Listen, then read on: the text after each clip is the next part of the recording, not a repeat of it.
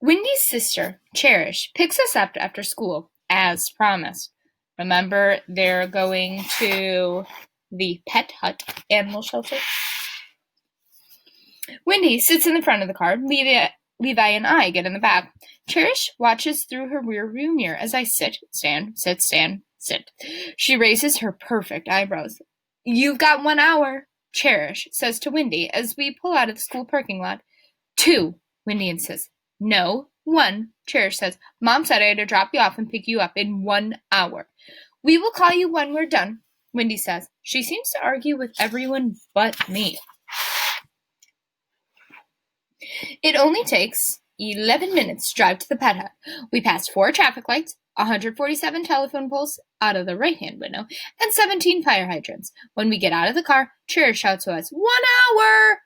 We stand in the empty parking lot and stare at the single-story red building with windows across the front. "This used to be a Pizza Hut," Levi says, pulling a camera from his bag. "That's disgusting." "It's not like it was an animal shelter and pizza place at the same time," Wendy says. "Come on." We follow her to the side door where the old logo still shows on the glass. I let Wendy hold open the door for me. My plan is to touch nothing. But in case that doesn't work, I have a new pack of Clorox wipes and some extra hand sanitizer in my bag. I tap my toe 3 times. The place smells of wet newspaper, and the entrance is crowded with bags of dog and cat food, old blankets folded and stacked, and empty animal crates of different sizes. Muffled barking echoes through the walls. "Can I help you?" a guy behind the counter asks. A menu over his head still has pictures of sodas and pizzas, but the written information, all 11 words, 10 digits, and $3 is about pet pricing. Adoption fees. Puppies $200, $175, cats $90, application required, must be at least 18. "Do you work here?" Wendy sounds like she's testing him. "I volunteer here." His long, dark hair looks knotted, and he has huge holes in his earlobes. His skin is white, and his nose is crooked, and has a diamond stud. He's older than we are, in high school at least. "Is Claire Barrington here?" Wendy asks. "Yeah, hang on." He hops off his stool and opens the heavy metal door at the end of the counter. The barking grows louder. I step back. I've never been around dogs or any animals. Dogs aren't clean and don't respect personal space, from what I've seen on TV. Some people claim that dogs' mouths are cleaner than humans' mouths, but that's not true. Both are hot, wet, dark pools of bacteria. Dogs have as much bacteria, just different kinds. I suddenly feel like gargling. "Claire, you have visitors!" The guy yells over the barking. "Send him in." "I'll wait here," I say. "No, you won't." Levi grabs my elbow. "You're not leaving me alone with Wendy." We follow her through the doorway. A woman waves us over at the far end of the room. She's leaning over a sink filled with bubbles and what seems to be a giant rat. She's wearing scrubs like a nurse. The pants are pretty sky blue, similar to the number 4, and the top is purple, like the number 3, with kittens. Her red hair is pulled into a sloppy ponytail. Her skin's pale, but her cheeks are pink. I assume from fighting the giant rat in the sink. I hope you know that she's not actually bathing a rat, right? Maybe a dog that just looks like a rat. We walk past 8 large kennels on the right. Each has a wild-looking dog inside. On the top of the big kennels are 10 smaller cages with smaller dogs. The size of the dog doesn't matter. They all seem to be trying to break free, like they want to chew my throat. I touch the lightning bolt charm and keep my eyes forward. "Hi, gang," she says. "I'm Claire, owner, operator, CEO, and head shampooer of the Pet Hut. How can I help you?" I tap my toe 3 times and try to hold my breath. Wet dog or rat has to be one of the worst smells in the world. "We're doing a service project for school," Wendy starts. "Let me guess," Claire says. "East Hamlin Middle?" "How'd you know?" "I had a group of kids in here earlier this week." "So not only is our idea boring, it's been done before," Levi says. I roll my eyes, like he doesn't mind copying off other people. Get it? "We will take all the help we can get," Claire says. "Why don't you tell me your names and what do you have in mind?" She turns on the water and starts rinsing the small dog in the sink. Droplets land on my arm. My brain lets me see these perfect circles filled with triangles defined by the ratio pi. More beautiful math that surrounds me everywhere. Still, I'll need a shower when I get home. Who knows what germs lurk in those circles? Wendy takes care of the introductions. That's Levi. He doesn't like anything. She's Lucy, the quiet and thoughtful one. I'm Wendy. I'm the leader of the group. I mean, not officially, but unofficially. I'd vote for that dog as group leader before I'd vote for you. Levi motions with his head toward a ceramic beagle that's holding open a door. See, he never says anything positive. Claire forces a laugh. You want to go to the office and I can answer your questions, or we could start with a little tour and I'll tell you about our needs? I've got questions. Oh, that's Lucy. I've got questions, I say. It's easier not to touch anything if we stand in one spot. Tour, Levi votes, and for once, Wendy agrees with him. You can ask me questions while we walk, Claire says. We wait for Claire to towel off that dog. What kind of dog is that? Wendy asks. He's a mutt, but our vet thinks he's part Chihuahua. And part Shih Tzu, Levi adds. Claire nods. That's what I was thinking too. Look at that face and longer fur. That's Shih Tzu. Levi says. I guess the skinny legs and tail make the vet think Chihuahua. I stare at Levi. What? He says. I like dogs. Do you have any pets? Claire asks him. 2 dogs, Cocker Spaniels, that my mom rescued, Chase and Buttons. Claire gives the wet dog a kiss on the nose and then puts him in an empty kennel. Be good, Rex. Gross. So this is our dog room, obviously. Claire holds out her arms. The big boys and girls get those luxury apartments, and our smaller friends get the penthouses. How many dogs can you have in here at once? I ask.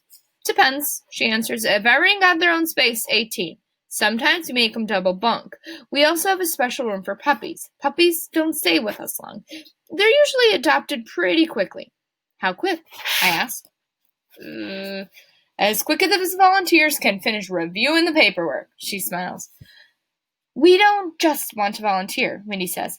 We want to improve your shelter. Oh, really? Claire puts a finger to her bottom lip. Do you realize that everything that comes out of your mouth sounds like an insult? Levi says to Wendy. Does not? Yes, it does, he nods. You're really talented. Let's continue the tour, gang, Claire suggests. I'll show you the cat area. The cat room is smaller than the dog room, but it has more occupants, and it smells worse, even worse than wet Chihuahua Shih Tzu. I counted 22 cats and no kittens. We don't usually take in kittens, Claire says, reading my mind. There's another shelter, Whiskers. They're better equipped to handle them. How many animals get adopted every week? I ask. Depends. Can be anywhere from 1 to 20, she says. What's the average? I ask. Claire shrugs. I'm not certain, sweetheart. 3 or 4? Is that the mean, median, or mode? Most people use mean for average, add them all up, divide by the number of terms. But I want to be sure. It's a guess, she laughs. I can show you our records, and you can mean, media, and mode the data yourself. It's mean, median, and mode, I correct. Levi elbows me in the side and whispers, She was joking with you. Oh, I don't want to look at the records, Wendy says. You can help me with the dogs. I still need to walk kennels 5 through 8. Clara asked Noah, the guy with the holes in his ears, to show me her office. It's more of a closet with 3 huge filing cabinets, a desk, and an ancient computer. Is all the adoption information on the computer? I ask him. Most of it. Well, some of it? He scratches his knotted hair. I've been volunteering here for 6 months.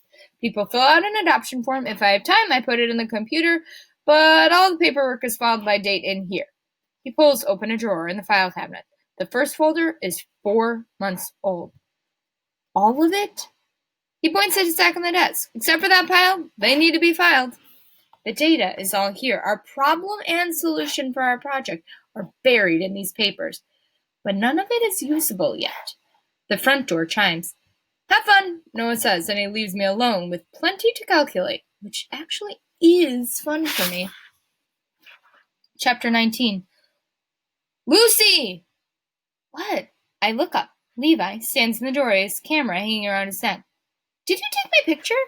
Maybe. He steps inside. Church will be here in a minute. Time to go. You shouldn't take someone's picture without asking. He shrugs. And you shouldn't cheat.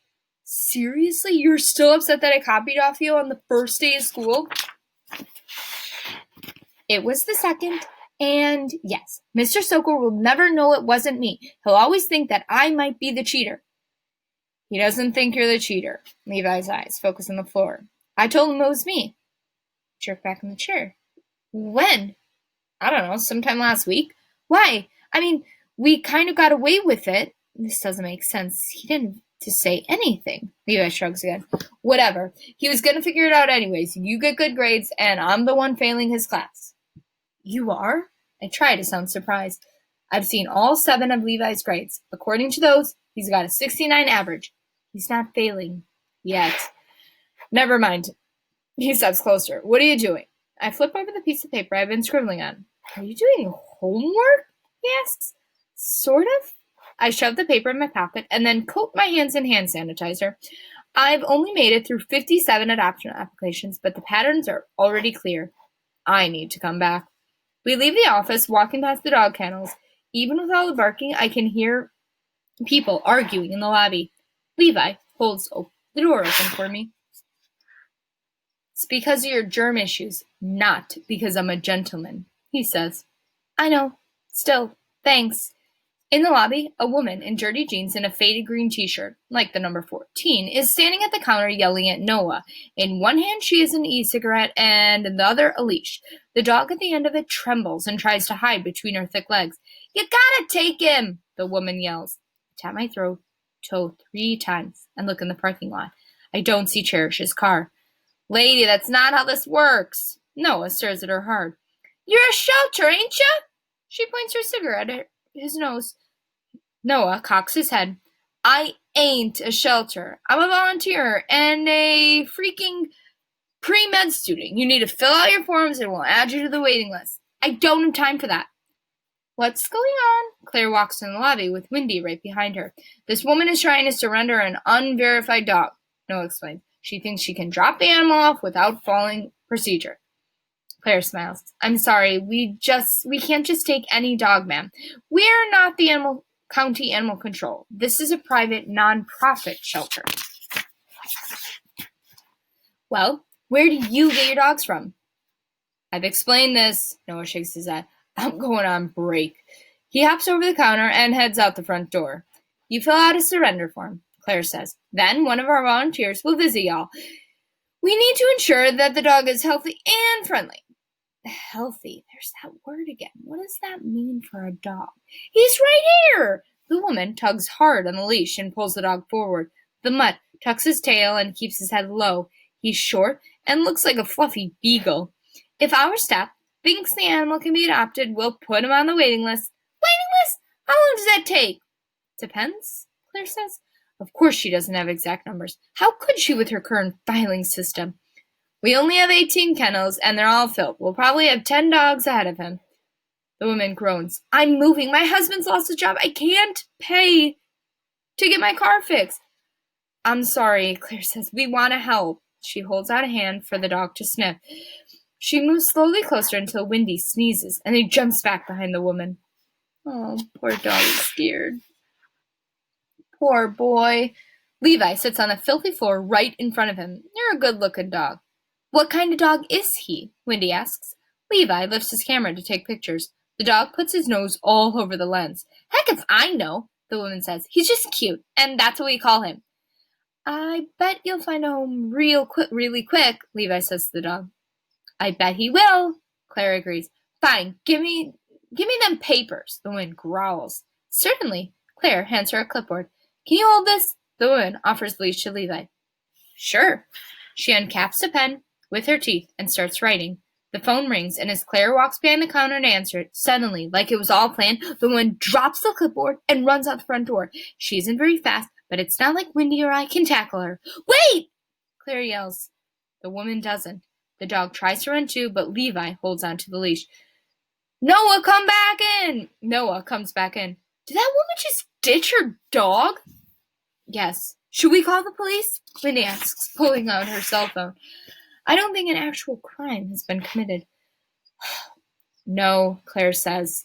This happens a lot. I'll drive the dog over to animal control. Really? Levi asks. But they might kill him, Wendy says. Euthanize, and that's a last resort, Claire corrects. Lucy, can you hand me the clipboard? I bend to pick it up. I avoid looking at the dog that might be sentenced to death. With only 2 fingers, I turn the clipboard over.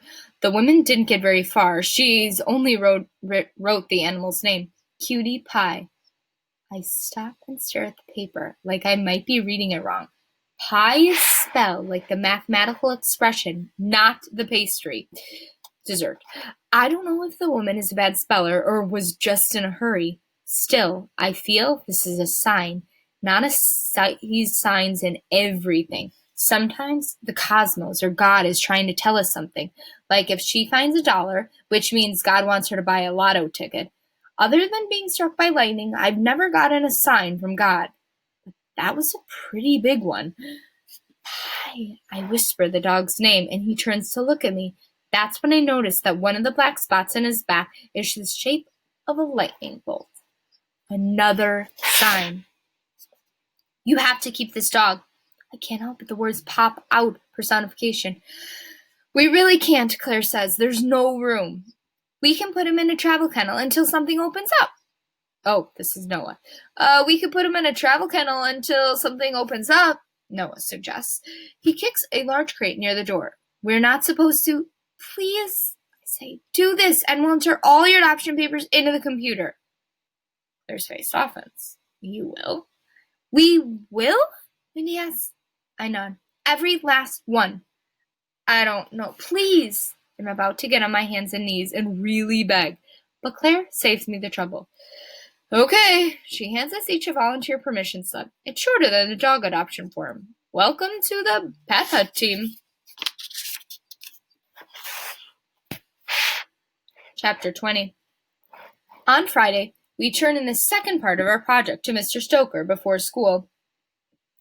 So you're going to volunteer at the Pet Hut? He asks. Lucy volunteered us to work in data entry. Wendy whines. She told me last night and again this morning on the bus that she thought our project was boring. They don't have a good system. I say most of their information is still on paper. So the problem is that the shelter has an antiquated, old filing system, and the solution is you're going to update it. Mr. Stoker asks. I guess, Wendy says, it was Lucy's idea. She has a good reason, Levi adds. It's true that I did it to save a dog, but I'm really excited to get all the numbers and data. By looking through only 57 applications, I've already seen trends, patterns. Small dogs are adopted almost 2 times as fast as big dogs, at least in my sample. You don't like this project, Wendy, Mr. Stoker asks. She shrugs. I want to do something bigger. Like? We could run an adoption fair at Liberty Park, Wendy says. We could bring the dogs out to meet people. Okay, Mr. Stoker nods. Or the shelter always needs people to take the dogs for walks so that they get exercise. The place has a designated walking trail in the back. You have to pick up dog food in a plastic bag, something I'm probably not physically capable of doing. Remember, she's not really into germs, dirt. Mr. Stoker doesn't say anything, so Wendy keeps talking. Maybe we could set up a program for retired people or homeschooled kids to go in and exercise and play with the animals. Or we could organize a pet food drive at school. Students could donate bags of food and teachers could give them homework passes as a reward. All your ideas are great, Mr. Stoker says, but you need buy-in from everyone in the group. Give it some more thought. How can you help the shelter? How can each of you get something out of this experiment? That's what I'm telling them. It doesn't take much to get Wendy excited. We can change lives. We can make a huge difference for the animals and their future owners and the whole town. Levi groans. Do you have any thoughts? Mr. Stoker asks Levi. I like hanging out with the dogs, he shrugs, and I want to see them find homes. Can you bring me some more ideas by next Friday? He looks at Levi and answers me. Definitely. Oh, and then at me. Definitely, Wendy answers. Great. Mr. Stoker stands up. The homeroom bell rings on cue. We'll talk about this at lunch, Wendy says, and she takes our papers and goes to her desk. Can't wait. Levi glares at the back of Wendy's head. Our team may not survive this project. Be nice, I whisper. I need them to not kill each other long enough that I can finish playing with the numbers from the Pet Hut. I move to my assigned seat. I sit, stand, sit, and wipe down my desk. No one really notices anymore. It's only weird now if we have a substitute. After the morning announcements, Mr. Stoker returns our math tests from Tuesday. He lays them face down on our desk. The average grade was 82, the highest grade was 95, and the lowest was 60.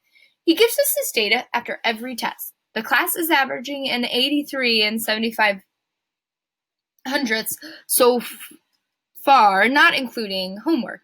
I wish my classmates would get it together and pull up their grades. I want to be average, but I also want an A. I have to think about colleges for next year, and they will want to see more than my SAT scores. When Mr. Stoker gets to my desk, he leans over and says, "Nice job. A 92. Again." I look up.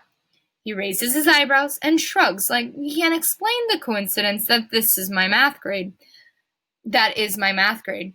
Maybe next time I'll ace it, and then I'll blow one, then I'll ace two more. I just have to be careful not to set up a pattern. Levi groans when he sees his grade. He got a 60. He flips his test over and starts to doodle on the back. Mr. Stoker moves to the front of the room. Let's go over the test. He uses the overhead projector to put up the first 3 questions. Immediately, I see he's made a mistake in the second question. I got number 2 wrong on my test, but I did it on purpose. Did Mr. Stoker? He runs through the first problem. I play nervously with my lightning bolt necklace. Any questions? The class is quiet, except for an exaggerated yawn from the back row. Then Mr. Stoker walks through the second problem, outlining the steps with his red marker. Stop, that's wrong. I don't say anything. I can't. I stare at Maddie, willing her to speak up. She's the smartest kid in the class after me, but she doesn't seem to be paying attention. Any questions on number 2? Most of you got this problem wrong. You did too. He looks around the room. His eyes stop on me, and I look out the window. Please, Maddie, say something, speak. Mr. Stoker? Maddie calls out. Never been so happy to hear her voice. Did my brain send a telepathic message? This is a new skill. Yes. May I go to the bathroom? Yes, Maddie. Mr. Stoker adjusts the overhead. Moving on.